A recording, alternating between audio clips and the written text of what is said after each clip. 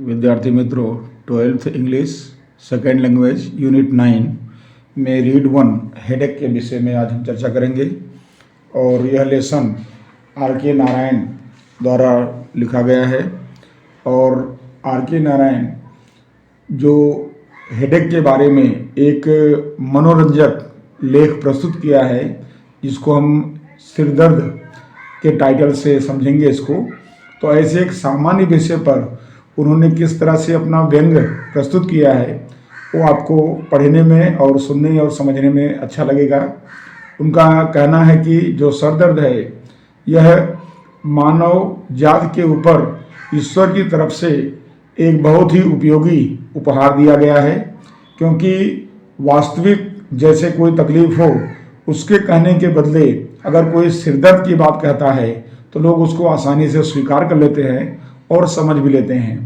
तो इस तरह से और भी बहुत सारी चीज़ें व्यंग्यात्मक ढंग से जो राइटर ने यहाँ पर लिखा हुआ है, उसको हम समझें और उसके बारे में उस व्यंग को भी उसका अर्थ करें, तो हमें बहुत ही अच्छा इसमें समझ में आएगा। तो देखिए, हेडेक में हम देखते हैं इसके अंदर पहले कि ऑफ ऑल द ब्लेसिंग आशीर्वाद, कंफर्ट प्राप्त होना, जितने भी आशीर्वाद प्राप्त हुए हैं ऑन मैनकाइंड मानव जाति को, बाय द बिनाइन प्रोविडेंस। यहाँ बिनाइन प्रोविडेंस यानी कि कृपालु ईश्वर के बारे में इसका उल्लेख किया गया है। तो कृपालु परम पिता कृपालु की तरफ से जितने भी मानव जाति को उपहार दिए गए हैं, ब्लेसिंग आशीर्वाद दिए गए हैं, उन सब में द मोस्ट यूजफुल सबसे उपयोगी, यहाँ पर देखिए द मोस्ट यूजफुल सबसे उपयोगी is the headache.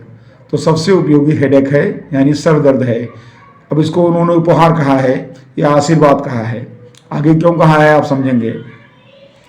But for it there would be many great embarrassment in life. लेकिन इस बात को लेकर के जीवन में बहुत सारी समस्याएं हैं या बहुत सारी उलझने हैं।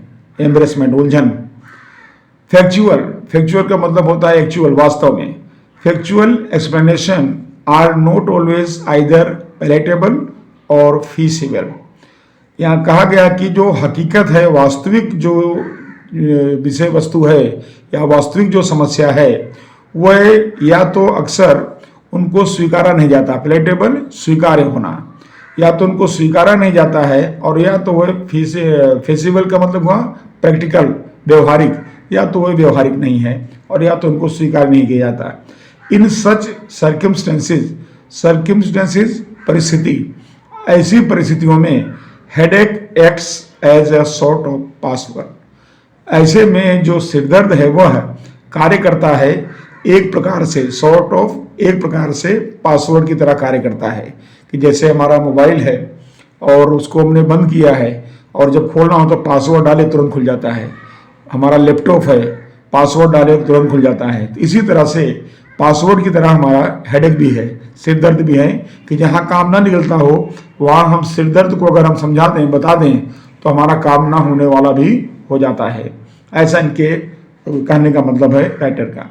आई रिमेंबर, आगे राइटर कहते हैं कि आई रिमेंबर, मुझे याद आता है, एट स्कूल, जब मैं स्कूल में था, the very first letter writing lesson I was taught was, मुझे प्रथम पत्र लेखन सिखाया गया था।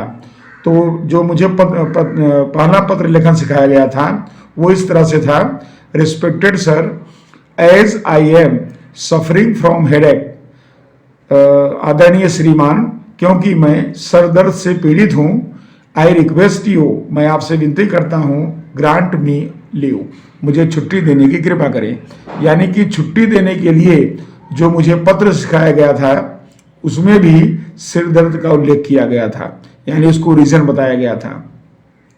आई ऑलवेज वंडर, मैं अक्सर वंडर यानी विचार करता हूँ, what made our teacher select headache, कि हमारे शिक्षकों ने या हमारे शिक्षक ने हेडेक शब्द का ही इस्तेमाल क्यों किया, सरदर्द का ही इस्तेमाल क्यों नहीं किया।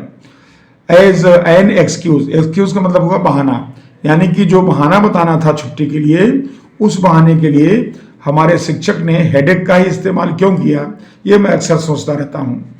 इवन इन स्पेसिमेन लेटर, यहाँ तक कि एक स्पेसिमेनरी नमूने, एक नमूने का पत्र लिखना था। उस नमूने के पत्र के लिए भी हमारे शिक्षक ने सरदर्द को ही रीजन दिया, कारण दिया। आई थिंक इट, मुझे लगता है, was very much in everybody's thoughts, मुझे लगता है ये जो सिरदर्द है ये प्रत्येक लोगों के विचार में अपना घर बना चुका है, यानी लोगों के मन में ये बैठ चुका है। Useful like to the peoples, जो कि विद्यार्थियों के लिए भी उसी तरह उपयोगी है, एंड देयर मास्टर, और उनके शिक्षक के लिए भी उपयोगी हो गया है।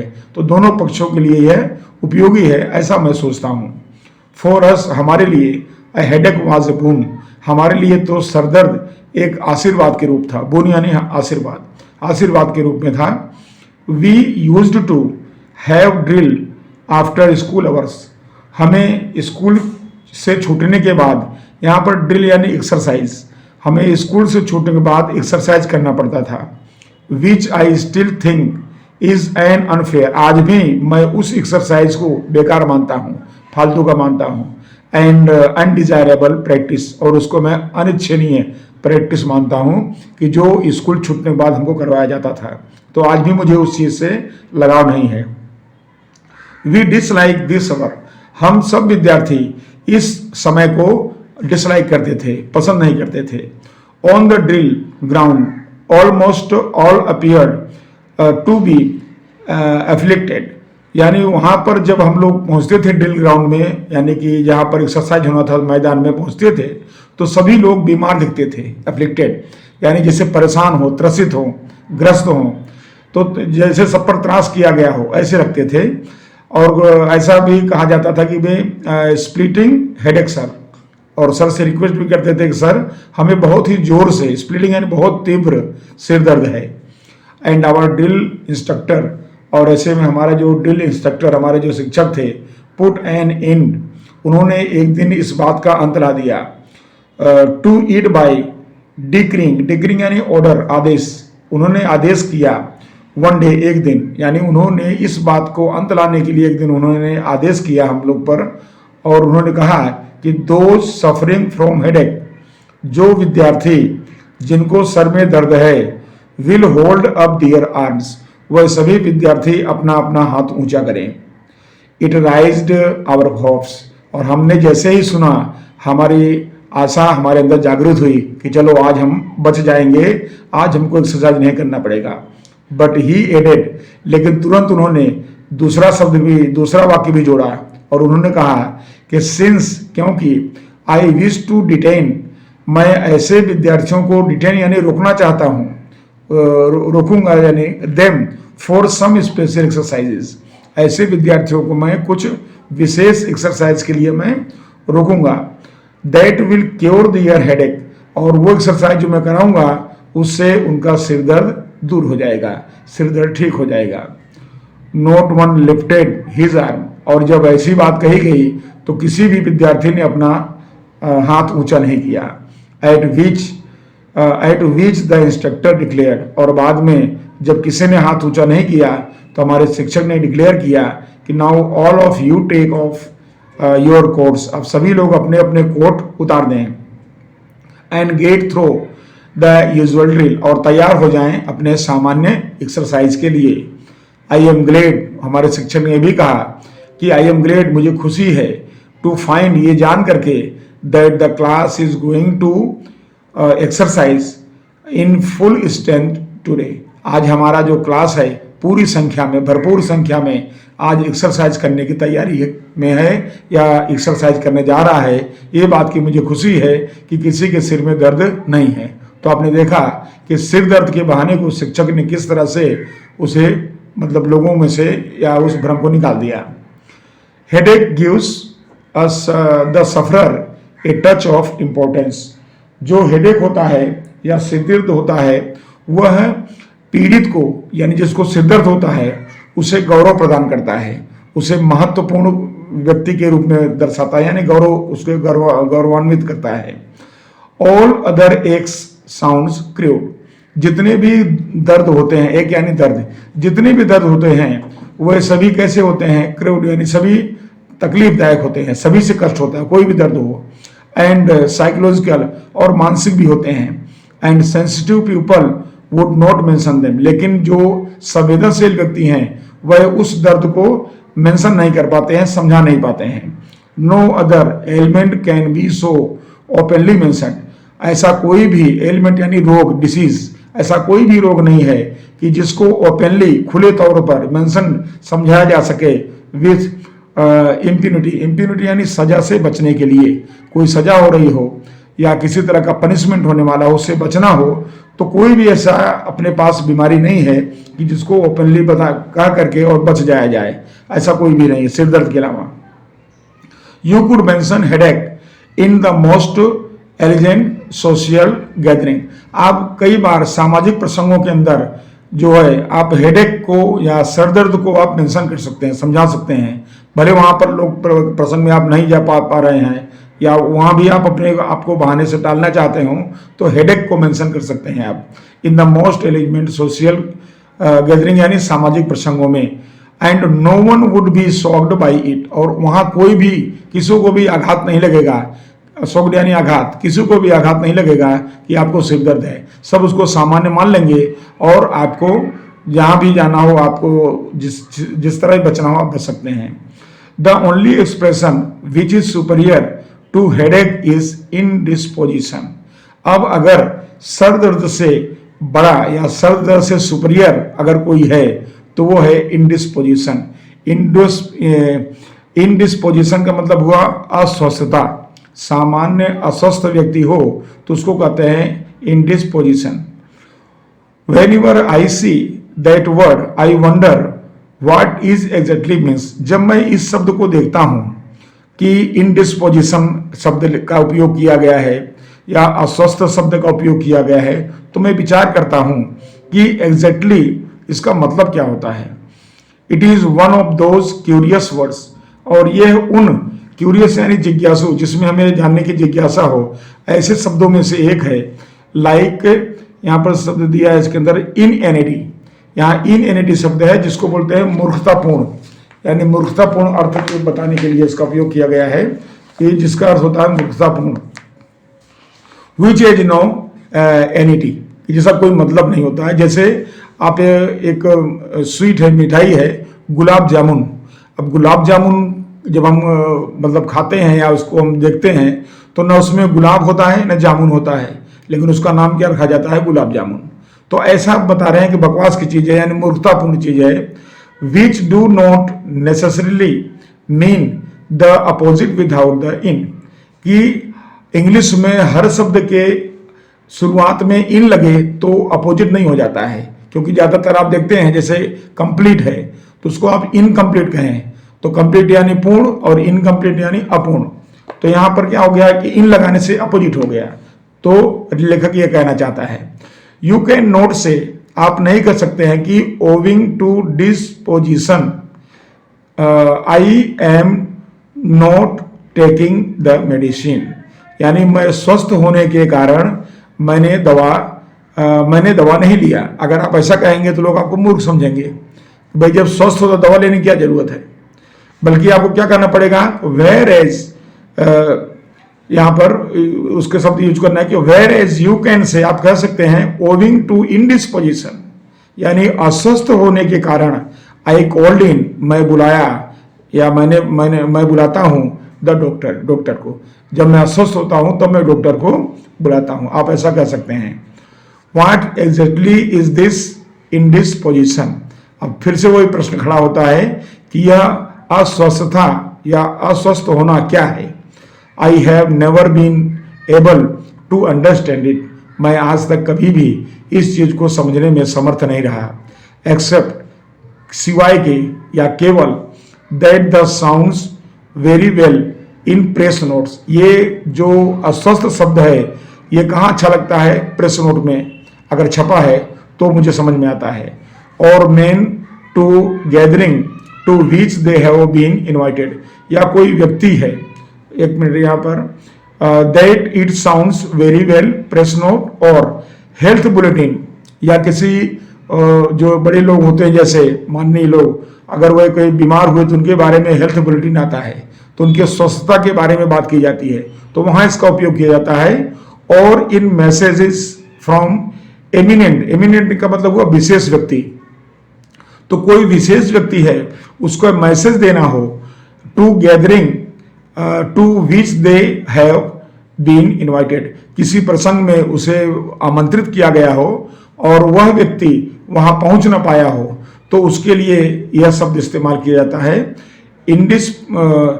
Indisposition can not generally be said by the person directly affected, यानी ये जो शब्द है, अस्वस्थता शब्द है, ये सामान्य रूप से डायरेक्ट उस व्यक्ति के द्वारा नहीं कहा जाती है जो प्रभावित होता है। यानी प्रभावित यानी जो व्यक्ति खुद अपने काम से बचना चाहता है या मतलब असमर्थ है, वह व्यक्ति डायरेक्ट नहीं कहेगा कि मैं अस्वस्थ हूं या मेरी अस्वस्थता के कारण मैं नहीं आ सकता हूं, उसके द्वारा नहीं कहा जाता है।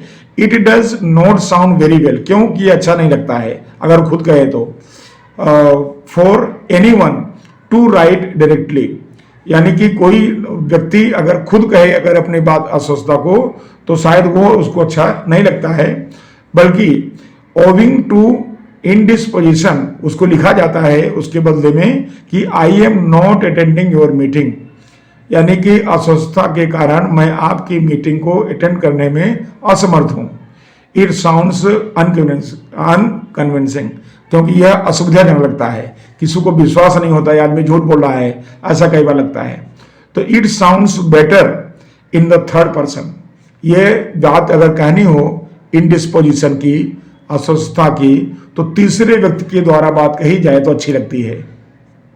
It implies that the gentleman is an eminent one, ये भी दर्शाता है ये कि जो व्यक्ति है वो कोई महत्वपूर्ण व्यक्ति है, कोई विशेष व्यक्ति है। हैज ए सेक्रेटरी, जिसका कोई सेक्रेटरी हो, और ए डिप्टी, जिसका कोई प्रतिनिधि हो, who can speak for him, जो उसकी तरफ से, यानी जिसको जो असमर्थ है उसकी तरफ से जिसको बोलना है, वो व्यक्ति इसकी तरफ से बोलता है। और कैसे बोलता है कि मिस्टर सो एंड सो, जो भी हो XYZ व्यक्ति विशेष, तो mister so and so regrets, mister so and so को दुख है, हिज इनेबिलिटी, उनकी असमर्थता के लिए, to attend the meeting today owing to except the statement and will not question. तो यहां पर कहा गया है कि mister so and so regrets his inability, कि मिस्टर सो एंड सो जो हैं उनको दुख है कि वो उनकी असमर्थता है टू अटेंड, हाजिर होने के लिए, इन द मीटिंग में, टुडे ओविंग टू इंडिस्पोजिशन, क्योंकि वह अस्वस्थ हैं, इस वजह से मीटिंग में आने में असमर्थ हैं। अब देखिए थर्ड पर्सन जाकर के उस व्यक्ति की बात कहेगा तो वो मान्य हो जाती है। पीपल विल अंडरस्टैंड, लोग इस बात को तुरंत समझ जाते हैं। एंड एक्सेप्ट द स्टेटमेंट, और उसकी बात को समझ भी जाते हैं। एंड विल नॉट क्वेश्चन, और कोई भी प्रश्न भी नहीं उठाता है कि भाई ऐसा क्यों कह रहे हैं, उसको लोग स्वीकार कर लेते हैं। व्हाट इज द इंडिस्पोजिशन, अब इंडिस्पोजिशन अस्वस्थता क्या है। Is he down with flu, अब यहां पर ऐसा कोई नहीं कहेगा, कोई भी व्यक्ति नहीं कहेगा भाई क्या बीमारी उनको, क्या अस्वस्थता है, क्या उनको बुखार है, और मलेरिया क्या मलेरिया है, और कोल्ड या उनको सर्दी है, और ह्यूमिटेज, ह्यूमिटेज का मतलब हुआ जोड़ों का दर्द उनको है। I know A doctor who can cure it, मैं एक डॉक्टर को जानता हूं जो उनको ठीक कर देगा। तो यानी ऐसे तमाम प्रश्न या बातें कोई नहीं करेगा, बिना प्रश्न के लोग उसको स्वीकार कर लेंगे कि हाँ भाई थर्ड पर्सन ने जो कहा है कि उनके साहब की तबीयत ठीक नहीं है, तो ये बात सत्य होगी और लोग उसको मान जाते हैं। ऑन द कॉन्ट्रेरी, इसके विरुद्ध में, जस्ट एक्सेप्ट इट, लोग उसको स्वीकार कर लेते हैं at its face value and pass on to the next item, और आगे बढ़ जाते हैं, यानी उस चीज को बिना प्रश्न किए हुए आगे बढ़ जाते हैं, उसमें कोई भी प्रश्न खड़ा नहीं करते हैं। Indisposition could be used only at a particular level, अब आपको समझ में आया होगा कि अस्वस्थता जो है ये किसी विशेष स्तर पर ही इसका उपयोग किया जाता है। Note by all and sundry, और ये सभी के द्वारा या सन्ड्री यानी सामान्य व्यक्ति के द्वारा, सबके द्वारा इसका उपयोग नहीं हो सकता। कोई व्यक्ति विशेष होगा तो ही उसका उपयोग कर पाएगा, सबके द्वारा नहीं हो सकता है। I want to be let off, अब यहां पर आगे दिया गया है इंडिस्पोजिशन, फिर आगे ए स्कूल बॉय हु सेज एक स्कूल का विद्यार्थी जो कहता है कि एज आई एम इनडिस्पोज्ड, क्योंकि मेरी तबीयत ठीक नहीं है, मैं स्वस्थ नहीं हूं, I want to be let off, मुझे छुट्टी चाहिए, अगर ऐसा कहेगा तो will have his ear twisted, तो उसके कान को मरोड़ दिया जाएगा, फॉर हिज प्रिकॉशियसनेस, क्योंकि वह बहुत होशियारी कर रहा है या बहुत चतुराई से अपनी बात कर रहा है। प्रिकॉशियसनेस का मतलब होता है उम्र से अपेक्षा अधिक होशियार होना, तो वो होशियारी कर रहा है या होशियारी के मारे से बात कह रहा है, ऐसी बात की वजह से उसके कान को मरोड़ दिया जाएगा, न कि उसको छुट्टी दी जाएगी। नेक्स्ट है आई थिंक, मुझे लगता है, I should shock Mankind if I suddenly said, मुझे लगता है कि मैं लोगों को आघात दे दूंगा या लोग मेरी बातों को सुनकर लोगों को आघात पहुंचेगा अगर मैं अचानक कहूंगा कि there is no such thing as headache, कि हेडेक जैसी कोई चीज होती ही नहीं है, सरदर्द जैसा कुछ होता ही नहीं है, और इनडिस्पोजिशन, और अस्वस्थ जैसा कुछ होता ही नहीं है। अगर मैं डायरेक्ट ये बात कह दूं तो लोगों को मेरी बात सुनकर के आघात लगेगा कि लोग बहाना कैसे करेंगे। It is all just an excuse, और मैं ये भी कहूं कि ये कुछ नहीं, एक बहाना है खाली। एन एलिगेंट फॉल्सहुड, पूरी तरह से असत्य है, यानी इसमें कोई सच्चाई नहीं है। For have I not seen dozens of headache cases, क्योंकि मैंने इस संदर्भ में दर्जनों केस या किस्से देखे हैं सिरदर्द के, कि वॉकिंग और ड्राइविंग विदाउट अबाउट गैली, मैंने उनको हेडेक का बहाना करके अपने काम को टालते देखा है, और बाद में जिनको हेडेक था उनको मैं चलते हुए, ड्राइविंग करते हुए, गैली यानी खुश मिजाज देखा है, to be seen everywhere except where they ought to be the particular hour, जहां उनको होना चाहिए वहां छोड़ करके बाकी हर जगह पर वह खुशी से ड्राइविंग कर रहे हैं, चल रहे हैं और खुश हैं, ऐसा मैंने देखा है। तो ये सारी चीजें जो है बहानेबाजी है। अगर ऐसा मैं कह दिया तो लोगों को इसके मेरी बात को सुनकर आघात लगेगा, अरे ये व्यक्ति क्या कह रहा है। The world is not yet right for such outspokenness, स्पष्ट वक्ता, अगर मेरी तरह कोई अस्पष्ट वक्ता हो तो इसको दुनिया यानी वर्ल्ड के लोग जो हैं स्वीकार नहीं कर पाएंगे। राइट यानी इनको स्वीकार करने के लिए वो असमर्थ हो जाएंगे, क्योंकि मैं सच्चाई बोलूंगा तो नहीं समझेंगे, लेकिन सरदर्द को और अस्वस्थता को समझ जाएंगे भाई। ए मैन कैन नॉट से, एक व्यक्ति ये नहीं कह सकता है, आई am not attending the meeting today since I don't feel like it. एक व्यक्ति कोई है, अगर वो कहे कि भाई आज मैं मीटिंग अटेंड नहीं कर पाता हूं क्योंकि आज मुझे मीटिंग पसंद नहीं है, या मुझे मीटिंग में आना पसंद नहीं है, ऐसा वो नहीं कर सकता है। उसी तरह से a clerk who writes his master, कोई क्लर्क है वो अपने मालिक को लिखता है कि I am not attending the office today, आज मैं ऑफिस आ नहीं सकता हूं, बिकॉज क्योंकि I am not inclined to the office today, inclined to look at any paper today, कि आज मैं ऑफिस नहीं आ सकता हूं क्योंकि आज मेरी कोई भी तरह की पेपर देखने की या पेपर वर्क करने की मेरी इच्छा नहीं है, तो इसलिए मैं आज ऑफिस नहीं आ सकता हूं। अगर वो ऐसा कहता है वह व्यक्ति, तो विल लॉस हिज जॉब, अपनी जॉब को वह खो देगा, क्योंकि उसका सेठ या उसका मालिक उस पर गुस्सा हो जाएगा, क्योंकि उसने सीधी बात कह दी, सही बात कर दिया, इसलिए वो उसको जो है जॉब खोना पड़ सकता है। Whereas he quite at liberty to say that he is down with headache, हाँ वो ये बात कहने को उसकी आज़ादी है कि वो अपना सिरदर्द की बात कहे कि मुझे सिरदर्द है इसलिए मैं ऑफिस नहीं अटेंड कर सकता हूँ, वो मान्य होगा, उसके लिए वो आज़ाद है। लेकिन अगर वो अपनी सही बात कहे कि मुझे पेपर देखने की इच्छा नहीं है या पेपर वर्क करने की इच्छा नहीं है, तो उसके लिए वह अपनी जॉब भी खो सकता है। Headache is essential for maintaining human relationship, आगे लेखक कहता है कि जो सरदर्द है ये महत्वपूर्ण है फॉर मेंटेनिंग ह्यूमन रिलेशनशिप, मानव संबंधों को बनाए रखने के लिए, मेंटेनिंग बनाए रखने के लिए ये बहुत जरूरी है। इन वर्किंग ऑर्डर, कार्य के अनुसार, यानी कि हेडेक जो है ये ऐसे ही नहीं है, यह मनुष्य के आपसी के जो है रिलेशनशिप, संबंध बनाने के लिए भी ये बहुत ही आवश्यक है। We can not without eat either at home or in public. इसके बिना, सर दर्द के बिना ना तो हम घर रह सकते हैं और ना तो हम पब्लिक में रह सकते हैं, यानी ये हमारे साथ होना चाहिए। In any normal house hold one can see variety of headaches. कोई भी हाउस होल्ड यानी घर के कामों के अंदर, नॉर्मल जहां पर घर काम या घरों के काम संबंधी होता है, तो वहां भी कोई भी देखा जा सकता है कि हेडेक्स की यानी सरदर्द की वैरायटी देखने को मिल सकती है। और यहां पर बताया कर रहा है कि कर्टेनिंग में छुपा देना, ए वैरायटी ऑफ अनकंफर्टेबल सिचुएशन। कई बार तो घरों के अंदर भी क्या होता है कि कोई जो है, जो चीज किसी को पसंद ना हो घर में, उस चीज को छुपाना हो, तो कर्टेनिंग ऑफ यानी छुपाने के लिए भी यह चीज जो है, यह परिस्थिति को छुपाने के लिए हेडेक बहुत जरूरी हो जाता है। एग्जाम्पल दिया है कि द मदर इन लॉ, जैसे सासू माँ है, हु फोर्स वेयर्स का मतलब हुआ हटा देना, दूर कर देना, त्याग कर देना। हर फूड, जो अपने भोजन का त्याग करती है। ऑन द प्ली यानी बहाना बना करके, ऑफ ए स्प्लिटिंग हेड, अपने सिर दर्द का बहुत तेज बहाना बना करके, मेरे सिर में बहुत तेज दर्द है, वह ऐसे बहाने करके और भोजन का त्याग करती है।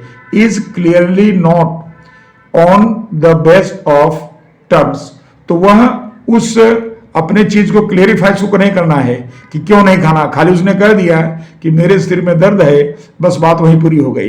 At least for that day with the daughter in law और हर सन, उस दिन उसके सन या उसकी बहू कोई पूछेगा नहीं कि तुम्हें क्या तकलीफ है, बाद में भले उसको मतलब बाद में पता चले। जबकि उसने खाना किस लिए त्याग किया है, क्योंकि उसके कुछ संबंध खराब हुए या कोई बात हुई, दोनों में अनबन हो गई सास बहू में, और उसने खाना छोड़ दिया। और खाना छोड़ने के लिए उसने कारण नहीं दिया, रीजन दिए बिना उसने सिरदर्द का बहाना कर लिया, तो उस समय वो बच गई। यानी कि उस विकट परिस्थिति से वो बाहर आने के लिए उसने सरदर्द का बहाना ले लिया और उसका काम वहां पर हो गया। तो उस दिन उसके डॉटर इन लॉ या सन उससे नहीं पूछेंगे, उसको होगा कि नहीं भाई माँ को दर्द है इसलिए नहीं खाया, तो वहां से वो अपने उस सिचुएशन से बचने के लिए उसने सरदर्द का उपयोग कर लिया। द सन, उसी तरह से पुत्र की बात कहें, हु प्लेट्स, जो बहाने करता है, हेडेक सरदर्द के बहाने करता है, may want to keep away not only his friend, कई बार अपने मित्रों से दूर रहने के लिए भी वह बहाने करता है। एंड ऑफिसर्स, अपने अधिकारियों से दूर रहने के लिए हेडेक का बहाना करता है। But would like his wife, यहां तक कि अपनी पत्नी से भी बहाना करता है। Not to press him too much to fulfil his promise to take her out, अपनी पत्नी को भी बहाने करता है। कभी उसको बाहर जाने का प्रॉमिस दिया हो कि आज हम बाहर घूमने जाएंगे, तो ऐसी स्थिति में सरदर्द का बहाना करके और वह अपने जो है उस बहाने के माध्यम से बाहर जाने से बच जाता है और उसको घर से बाहर नहीं जाना पड़ता है। इसी तरह से द लिटिल मैन यानी विद्यार्थी, छोटे बच्चे। The little man who pleads headache, छोटे बच्चे हैं वे भी प्लीड्स यानी बहाने करते हैं सिर दर्द का। Has definitely skipped his homework, अपने होमवर्क से बचने के लिए। तो होमवर्क से बच निकलने के लिए विद्यार्थी भी जो है सरदर्द का बहाना करता है। And would like the tutor to be sent away, और कई बार तो ट्यूटर, जिस दिन उसको ट्यूशन नहीं पढ़ना होता है, तो ट्यूटर आए और आकर लौट जाए, इसलिए भी वह बहाना करता है कि मुझे सिर दर्द है और सर को भेज दो, आज मुझे नहीं पढ़ना है। तो आप देख रहे हैं कि हर जगह पब्लिक प्लेस में, घर में, कहीं भी सरदर्द का बहाना है। सासू माँ ने बहाना किया अपने जो है अनबन के कारण, लेकिन बहाना क्या बताया, सिर दर्द का। पुत्र है, अपने ऑफिस में अपने दोस्तों से सरदर्द का बहाना बनाया उनसे दूर रहने के लिए। पत्नी से सरदर्द का बहाना बनाया ताकि उसको घर से बाहर न ले जाना पड़े। बच्चे ने छोटे से अपने घर काम से बचने के लिए सरदर्द का बहाना किया। तो इस तरह से आप देख रहे हैं कि सरदर्द का बहाना पब्लिक और होम दोनों जगह इसका उपयोग हो रहा है, प्राइवेट में भी हो रहा है, पब्लिक में भी हो रहा है। And would like tutor sent away, as I have already said, जैसे कि मैं पहले ही बता चुका हूं, it will not do at all to be bluntly truthful on all occasions. जैसे मैंने आप बता दिया है आपको कि कोई भी चीज है उसको खुले तौर पर सत्य या हकीकत के रूप में उसको बताना हर प्रसंग पर मुश्किल या मुमकिन नहीं होता है। The sign of cultured existence is not to pray too deeply, क्योंकि जो ये मतलब इस तरह का जो निशानी साइन है, कल्चर जो सांस्कृतिक या प्रकार से लोग हैं या कल्चरल जो व्यक्ति है उनके लिए, but accept certain words at their face value as expressed by the speaker. तो जो सहज लोग होते हैं, समझदार लोग होते हैं, वह बिना किसी को प्रश्न किए हुए उसके चेहरे से, बोलने वाले के चेहरे से पता कर लेते हैं कि ये व्यक्ति क्या कहना चाहता है। भले उसने सरदर्द कहा हो, भले उसने इंडिस्पोजिशन कहा हो, लेकिन वह समझ जाते हैं कि स्पीकर के मन में आज इच्छा नहीं है या यह काम करने में असमर्थ है ये, और वो उस चीज को आगे प्रश्न के रूप में नहीं बढ़ाते हैं और उसको वहां वो मान लेते हैं और मान्यता दे देते हैं। तो इस तरह से वो स्वीकार लेना, यह एक सभ्य व्यक्ति का लक्षण है। अंतिम पैराग्राफ देखिए कि headache has become such a confirmed habit that huge trade has developed in providing a cure for it. अब जो सरदर्द है यह इतने प्रमाण में, इतनी मात्रा में यह कन्फर्म्ड, यानी इतनी तरह से यह पूरी मक्कम तरह से आदत में आ चुका है, यानी अधिकता से यह आदत में आ चुका है कि ह्यूज ट्रेड, एक बड़ा व्यापार खड़ा हो गया है, डेवलप विकसित हो गया है, providing A cure for it, सिरदर्द की इलाज करने के लिए बहुत सारा बाजार में के अंदर एक बाजार खड़ा हो गया है, व्यापार खड़ा हो गया है। Some people feel lost unless they carry a tube unless they carry a tube of some headache remedy in their pockets all the time। तो इसमें कुछ लोग ऐसा बता रहा है कि lost unless, कुछ लोग जो है अपने आप को निसहाय या असहाय एहसास करते हैं क्योंकि वह अपने जेब में सिर दर्द मिटाने की ट्यूब अथवा तो खाने की गोली, हेडेक की दवा भूल गए हो जेब में रखने से, इस वजह से अपने आप को वह काफी असहाय महसूस करते हैं। एंड ऑप्टिशियंस, ऑप्टिशियन का मतलब हुआ चश्मे बनाने वाला, और जो चश्मा बनाने वाला व्यापारी है, गिव्स ग्लासेस गारंटीड, वह ग्लास की गारंटी देता है कि भाई अगर आप ये ग्लास लगाओगे तो इसकी गारंटी है टू रिलीव हेडेक, आपको सिर दर्द से मुक्ति मिलेगी, आपका सिर दर्द नहीं होगा, इसलिए आप यही ग्लास लगाइए। तो इसलिए चश्मे के अंदर वहां भी व्यापार के अंदर हेडेक आपको देखने को मिलेगा।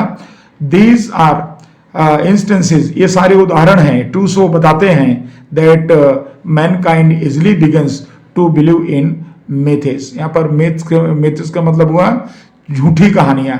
लोग जो हैं या जो मानव जाति है यह झूठी कहानियों में मानने लगी है या मानना शुरू कर दी है। ये सारे दृष्टांत जो ऊपर आपने पढ़े वो दृष्टांत ऐसा बताते हैं या ऐसा हमको जानने को मिलता है। तो विद्यार्थी मित्रों, आर.के. नारायण के द्वारा लिखा गया आपका व्यंग्यात्मक लेसन हेडेक, सर दर्द, यहाँ कंप्लीट होता है। Thank you.